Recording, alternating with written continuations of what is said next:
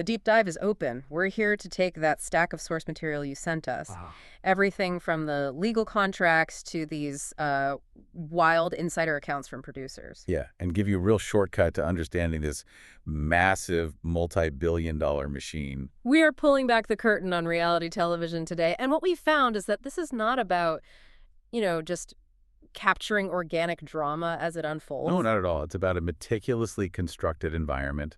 It's a place where chaos is engineered and psychological manipulation is completely systematic. That's it exactly. I mean, the line between what you'd call high-stakes entertainment and just outright calculated exploitation, it is dangerously thin. It's almost invisible sometimes. Right. So our mission today is to give you an unvarnished look at what we're calling the reality TV industrial complex. We're talking the entire pipeline from the moment they cast someone to the moment they end up in a courtroom. And we really need to get into the mechanics of it. Specifically, how production engineers the drama, what methods they use, and maybe more importantly, the enormous and, frankly, devastating psychological and legal toll this takes on the people who step in front of those cameras. Okay, let's unpack it. We're going to hit the severe production conditions, the editing tricks, like those Frankenstein narratives, the really intense psych evils they use in casting, and then this huge legal battle over whether these contestants are exploited workers or just volunteers. This is the secret script of reality TV, Yep. and we're laying it all out. So let's start at the beginning. The environment itself. Reality TV really shifted gears, right? Back in the early 2000s, it went from shows like The Real World, which were kind of observational, You could argue they were, yeah. to these giant competition-based global franchises. Love Island, Big Brother, you know the ones. And the main driver behind that shift, it's really just, it's all about the money. It's cheaper. It's so much cheaper. Reality TV is significantly cheaper to produce than scripted television. You get rid of the huge costs of union writers, directors, professional actors. So the barrier to entry is super low, which means networks can just churn out tons of it. Exactly. They can flood the market. But that also means they have to constantly escalate the drama to stand out. That makes sense. So that lower cost incentive drives them to create not just more content, but more extreme content. And the environments they build are, well, they're not neutral. They are sets specifically designed to push people to their absolute breaking point. So the goal isn't to create emotions out of thin air. No, the goal is just to confine the cast members until their defenses completely crumble. One source said the emotions become very real because production forces them into this bubble of isolation. So when you're watching at home and you think, wow, that feels so real, it's because the environment is literally manufactured to make them emotionally unstable. Absolutely. Yeah. You isolate people, you take away all their normal stimuli, you add systemic stressors and their emotions, their fear, their anger, their attachments, they just get amplified. A minor disagreement becomes this huge existential crisis. Okay, let's talk about the first and maybe the most critical tool they use to do this, sleep manipulation. When I was reading the sourcing on this, I had to read it twice. It just sounds genuinely cruel. It's not just cruel, it's a calculated psychological strategy. And the details matter here. In some of these huge dating franchises, the islanders are kept awake on purpose. How? Production controls everything, the lighting, the music, the flow of conversation, Ugh. all to make sure the participants are getting maybe 5 hours of sleep a night, sometimes less, for weeks on end. And it's not just not getting enough sleep, it's that they aren't allowed to rest at all. Exactly. Naps are strictly forbidden. You can't just close your eyes unless you are visibly breaking down or, you're a key part of the main storyline at that moment. The whole system is designed to create this low-level, constant state of delirium. And then they leverage that fatigue to get the most drama out of key scenes. Oh, that's reality TV 101. Yeah. They deliberately schedule the big emotional moments, the recoupling ceremonies, the big confrontation reveals for 3 or 4 in the morning. No way. Yes. So when the cameras are rolling, that person is exhausted, their judgment is severely compromised, and they literally cannot regulate their emotional responses. So that over-the-top, tearful reaction you see isn't necessarily about the situation itself. It's a physiological breakdown from pure exhaustion. That's it. When your prefrontal cortex, the part of your brain that handles impulse control, is deprived of REM sleep, it sort of shuts down. So emotional reactions seem way bigger, way more dramatic on camera, and that is exactly the footage they're looking for. And on top of the physical fatigue, you have this intense sensory and time isolation. They're totally cut off. No phones, no news, no clocks. But the part that surprised me was the ban on, basic self-expression. No journals, no books, not even a pen. Well, there are 2 reasons for that. First, the isolation forces relationships to develop at this unnatural speed. You take away all distractions, and people are forced to either bond with or fight with the only people around them. And they do it way faster than they normally would. Much faster.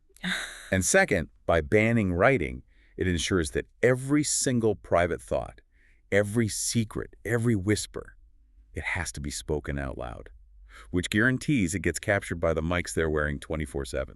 The environment itself is also a tool of disorientation. I've read about these full lighting setups they use to basically mess with their internal clocks. It's a classic tactic.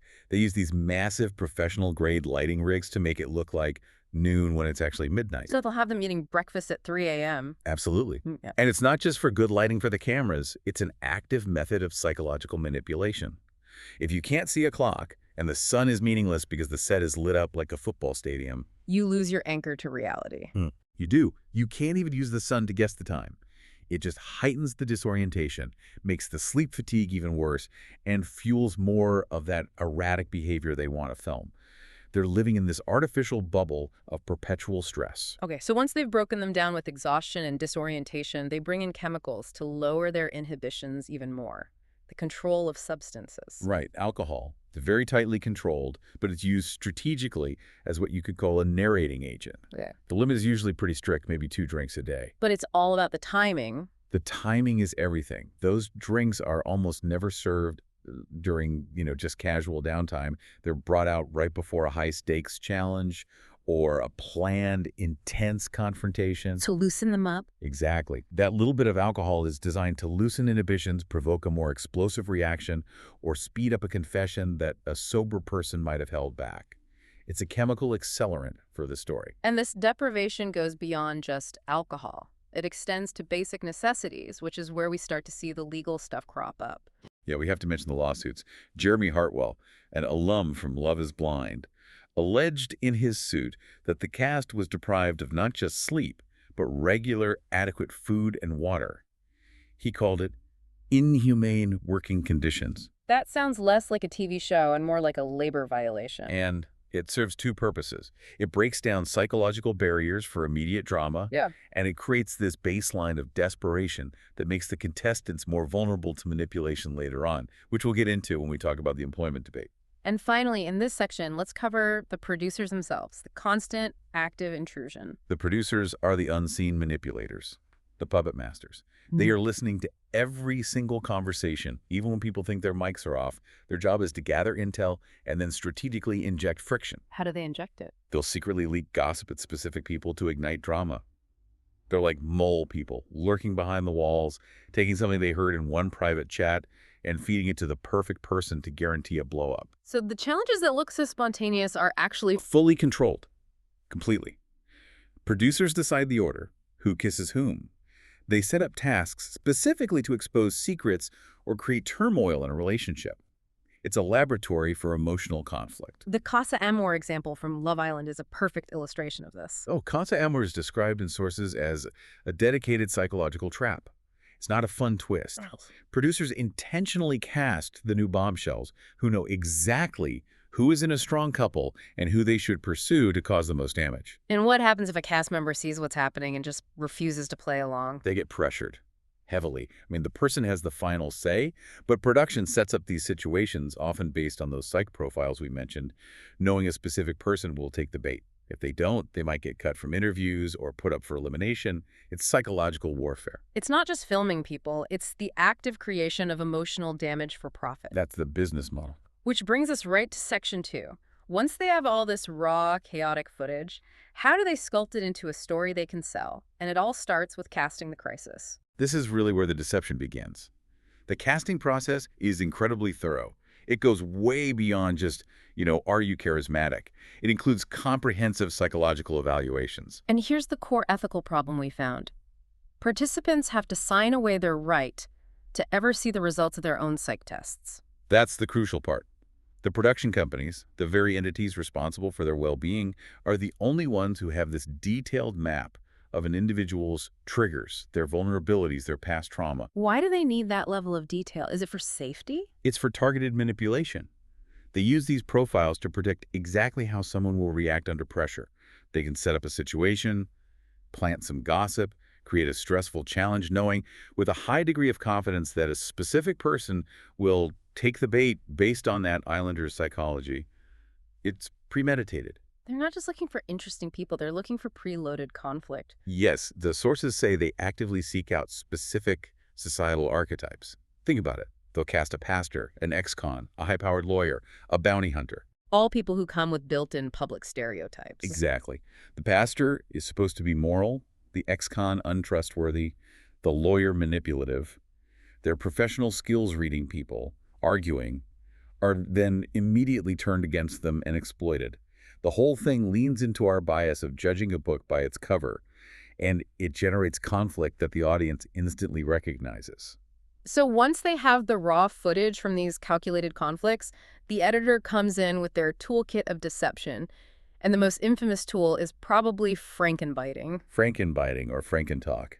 It's the digital sleight of hand of reality TV. It's where editors stitch together individual words, even syllables, from completely different conversations on different days. Just create entirely new sentences that were never actually spoken. Never. Imagine they need a villain to say, "I hate you." They might take the word "I" from an interview on Monday, the word "hate" from a soundbite on Tuesday when they were frustrated about something else, and "you" from Wednesday night. Splice them together, add some dramatic music. And suddenly you have a line that can ruin someone's reputation and they never even said it. It's a fundamental betrayal of reality. And production even uses physical props to hide the evidence. The metal glasses. The metal glasses, the opaque mugs, if you watch closely, that's what they're almost always drinking from. It's to stop you from noticing continuity errors. How does that help? Well, if they're Frankenbiting a conversation, they're pulling footage from lots of different moments. Yeah. If someone was holding a clear glass, you'd see the water level jump up and down mid-sentence. Or the drink would change from soda to wine. Right. Opaque cups hide all of that. So the editors can Frankenstein entire conversations without the viewer ever noticing the timeline is a complete mess. And beyond just faking dialogue, editing is used to manage public perception, right? Deliberately withholding parts of the story. Oh, absolutely. This is how they push their preferred storylines. They make certain people look like heroes and set others up to be the villain. A source mentioned that producers might hide weeks of footage showing a genuine, deep relationship forming. Why would they hide a real connection? To support a different narrative. Or maybe to create a surprise. By editing out the foundation of a relationship, when the couple finally gets together, it seems out of the blue, which shocks the audience, and it influences the vote. If they want a certain couple to win, they can just edit out the successes of their competition. And this manipulation eventually gets turned back on the cast themselves in the confessional booth, the so-called gaslighting effect. The confessional is where the psychological damage really sinks in. Cast members are in there for hours trying to remember events from weeks ago, all while sleep-deprived and isolated. And when they can't remember, the producers step in.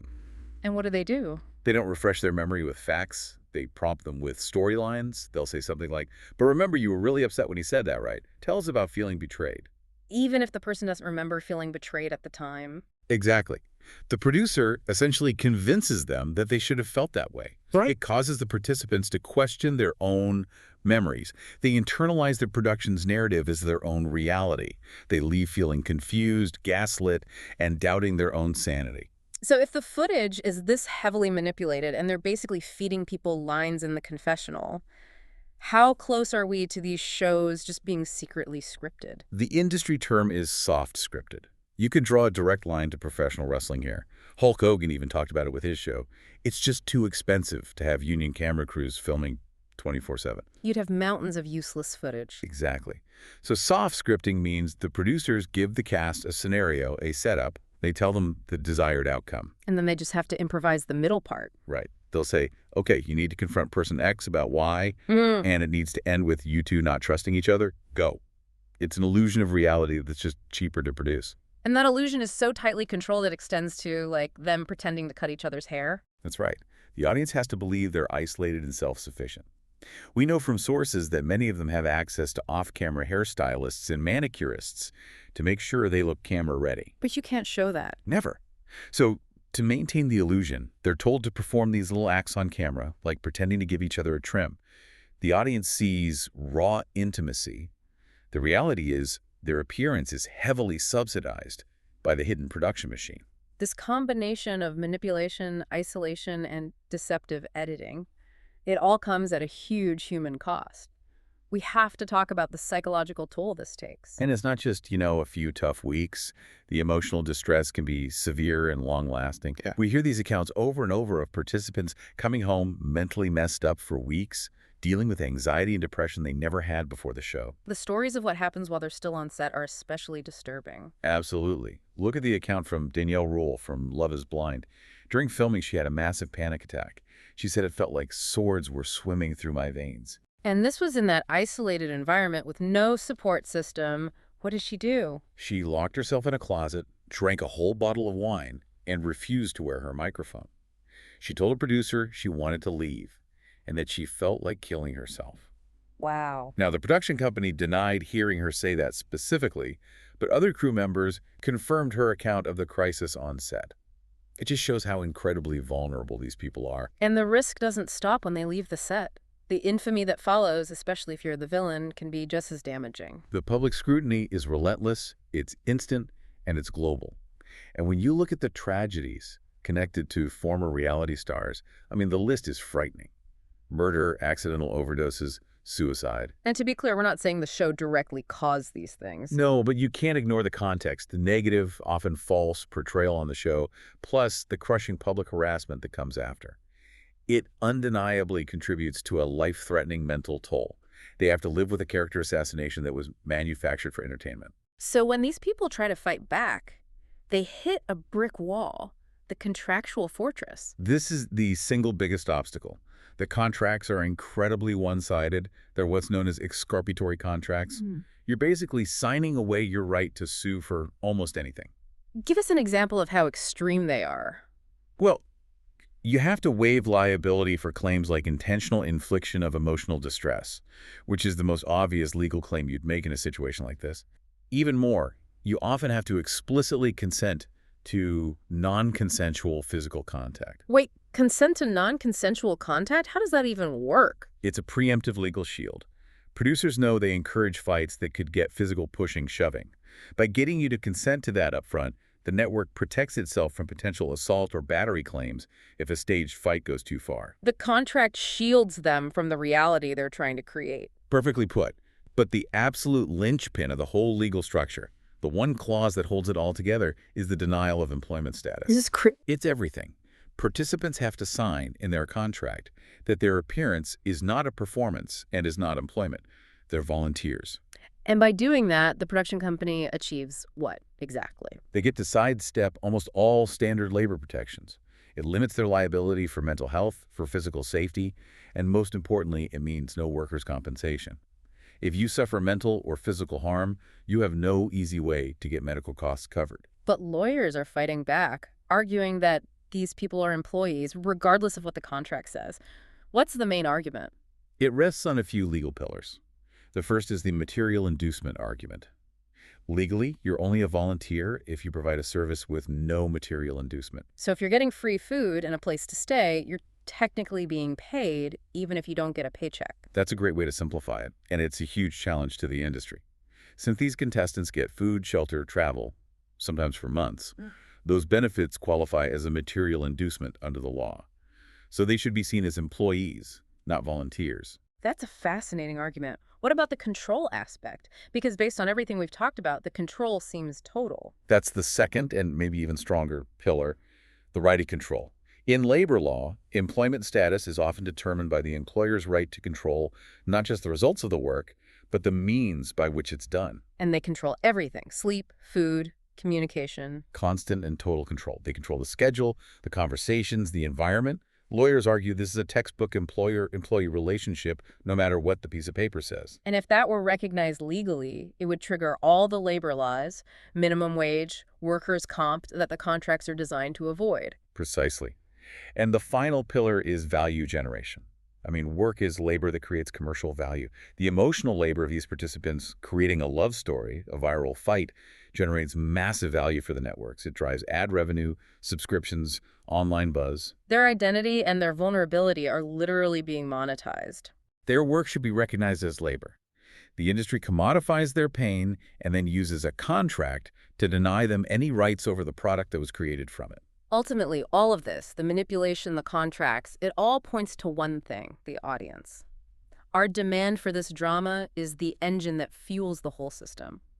Which brings us to the final piece of the puzzle, the reunion lie. The reunion special is so paradoxical. It's marketed as the place for transparency, for resolution, for a clean slate. But that promise is a complete myth. So if the official goal is resolution, what's the real objective? Friction and narrative perpetuation. The reunion is designed not to resolve conflict, but to escalate it. The whole event is engineered to create the friction needed to propel the story into social media and ideally into the next season. So real reconciliation is actually bad for business. It's terrible for business. The whole ritual of calling people out, of having them insult each other publicly, it's essential. It validates the audience's view of the villain, it creates viral sound bites, and it ensures the drama continues. And the host, who's supposed to be a mediator, is really just another agent of that friction. They're a producer proxy. Their job is to make sure the villain narrative stays sharp to maximize social media engagement. That's why hosts are often criticized for being apathetic toward real reconciliation or for letting people get ganged up on. That public humiliation is a feature, not a bug. It is. Unresolved conflict is the economic driver of the franchise. The host's job is to make sure the tension doesn't just disappear at the reunion. Because resolved conflict is a narrative dead end. That's the whole business model in the streaming era. Unresolved tension is a continuous story. You use cliffhangers at the end of an episode, or even at the end of a reunion, to build anticipation and keep people watching. It's all about bingeability. Exactly. Suspense, seriality. That feeling that you have to know what happens next. That's what gets a viewer to watch a whole season in one weekend. You hook them with conflict, and you keep them with a calculated lack of closure. And this whole demand for controversy is just amplified by social media. It creates this free feedback loop for the network. Controversy sparks angry online discourse. And that turns viewers into very effective and very free grassroots marketers. A single tweet about a villain's behavior can get distributed to thousands, creating free advertising that tells the network exactly which narratives are landing with the audience. And this often becomes a sleuthing culture among fans. Right. Viewers become detectives, trying to uncover secrets, cheating, hidden relationships. And here's the key. Production wants them to do this. Because when the show then brings that online gossip into the reunion, it validates all the audience's hard work. It's a genius marketing move. It rewards the audience for their engagement and makes them want to dig even deeper next time. It's a positive feedback loop that keeps the show relevant for months after it airs. The audience feels like they're part of the story. But there's a risk, right? When production pushes too hard and the participant refuses to play the game. The risk is total exposure. It can be catastrophic. When a show tries too hard to force a reconciliation scene, forcing two enemies to hug when they clearly hate each other and one of them refuses, it can expose the whole manipulative game to the audience. If that illusion of authenticity breaks, the whole thing falls apart. Absolutely. The audience wants the drama, but they need it to feel authentic. When the manipulation becomes too obvious, it can be a death sentence for a reality show. Yeah. It destroys the one thing they're selling, the appearance of realness. What an incredible and honestly pretty dark deep dive. We started by unpacking the production's toolkit. Psychological isolation, sleep deprivation, strategic use of alcohol, all to create a crisis environment. And all those tactics rest on this really complex contractual foundation, one that's designed to strip participants of basic worker protections by forcing them to deny their own employment status, even as they generate millions in value. And the drive for all this unresolved conflict is purely economic. It's fueled by our demand for drama that maximizes bingeability and social media buzz, turning people's emotional breakdowns into a commercial product. We've broken down the mechanics, the psychology, the legal framework, and it all points to this systemic strategy of commodifying human vulnerability. So what does this all mean for you watching at home? Given the overwhelming evidence of this systematic control, the high psychological toll, and the massive value these people generate, we have to ask the final provocative question. If the intense emotional labor of a reality TV participant is deemed essential enough to warrant this level of systematic control, deprivation, and exploitation, is it not, by definition, labor? And if it is, how long can the legal system ignore the reality that a person's identity, their trauma, is being commodified by the very industries profiting from their pain, all because of a signature on a waiver? It's a question that really challenges the definition of employment in the 21st century.